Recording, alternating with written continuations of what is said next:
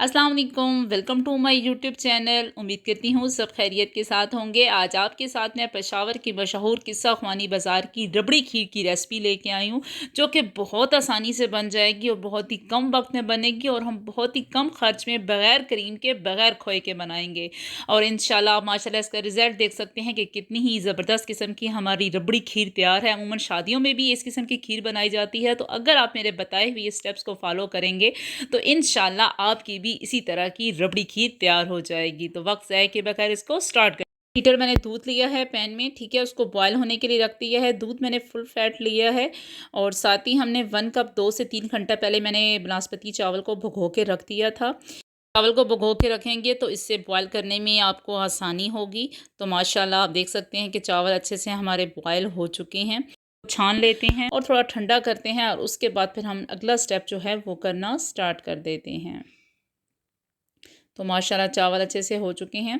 दूसरी तरफ अब मैंने क्या किया है कि चावल जो हमने ठंडे कर लिए थे उनको मैं ग्राइंड कर लूँगी और साथ ही तकरीबन मैंने 7 से 8 रस लिए हैं, ठीक है, जिनको मैंने इस तरीके से तोड़ लूँगी रफली।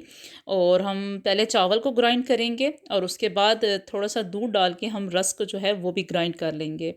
तो माशाल्लाह मैंने यहाँ पे एक 1 कप चीनी ली है, ठीक है, भर के। अगर आप तेज़ चीनी खाते हैं तो वो भी ले सकते हैं, पर मैंने यहाँ पे 1 कप लिया है। और साथ ही जो दूध हमारा बॉयल हो रहा था और ये मिक्सचर जो ग्राइंड कर लिया है वो भी तैयार हो चुका है। तो सबसे पहले हम इसमें जो मिक्सचर है वो डाल देंगे। इसको मिक्स करेंगे और आपने मुसलसल चमचा हिलाते रहना है ताकि किसी किस्म की गुठलियाँ ना बने। और मुसलसल हम इसको बस पकाते जाएंगे और मिक्स करते जाएंगे।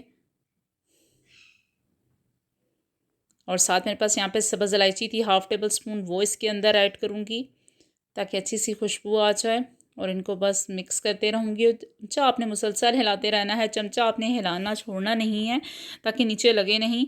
और साथ ही जो 1 कप चीनी थी उसको कैरमल बनाने के लिए मैंने एक सॉस पैन में ले लिया है और चीनी को मेल्ट होने का इंतज़ार करते हैं। तो माशाल्लाह अब यहाँ पे चीनी मेल्ट होना स्टार्ट हो गई है, तो इसका अच्छा सा कलर आने का इंतज़ार करेंगे।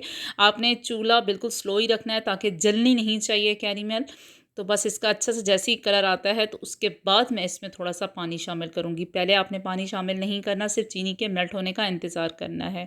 तो बस अब तकरीबन मैं इसमें 1 से 2 टेबल स्पून पानी ऐड करूँगी और कैरमल को फिर अच्छे से हम कुक कर लेंगे। इससे क्या होगा कि बहुत ही ज़बरदस्त किस्म का रबड़ी खीर में कलर आ जाएगा कैरमल से। आँच हमने बिल्कुल स्लो रखी हुई है।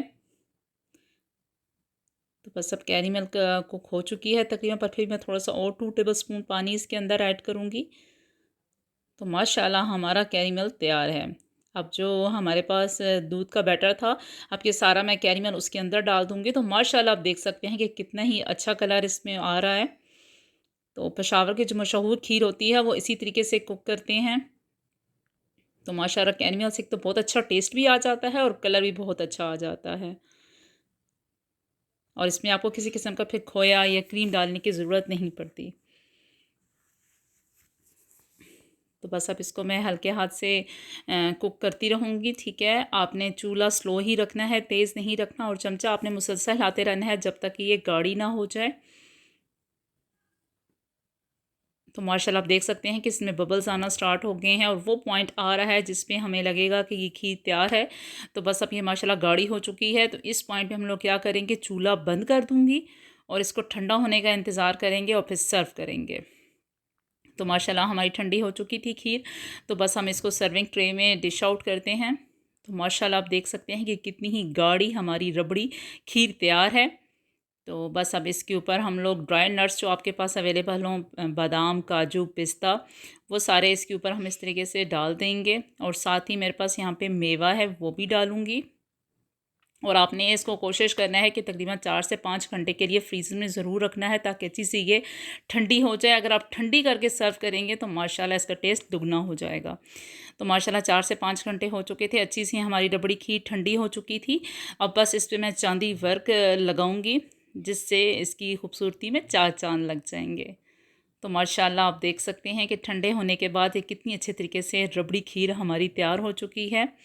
उम्मीद करती हूँ आपको ये रेसिपी बहुत अच्छी लगेगी। अच्छी लगे तो लाइक कीजिए और अपने फ्रेंड्स के साथ शेयर कीजिए।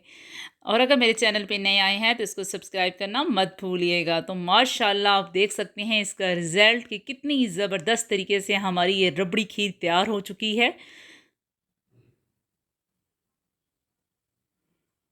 आप इसकी माशाल्लाह डालने के अंदाज़ से चेक कर सकते हैं कि कितनी ही ज़बरदस्त तरीके से ये रबड़ी खीर तैयार है। तो माशाल्लाह मेरी फ़ैमिली ने तो बहुत पसंद की, उम्मीद करती हूँ कि आपकी फ़ैमिली भी बहुत पसंद करेगी। मुझे कमेंट्स करके लाज़मी बताइएगा कि आपकी ये खीर कैसी बनी, क्योंकि आपके कमेंट्स ही होते हैं जो हम लोगों की हौसला अफ़ज़ाई करते हैं। तो माशाल्लाह जब भी कोई दावत हो तो आप ईद का मौका हो तो आप इसको लाज़मी ट्राई कीजिएगा। एंड तक देखिएगा और सारे स्टेप जो मैंने आपको बताए हैं उनको लाज़मी फ़ॉलो कीजिएगा, तो आपकी भी इंशाल्लाह ऐसी ही रबड़ी खीर तैयार हो जाएगी।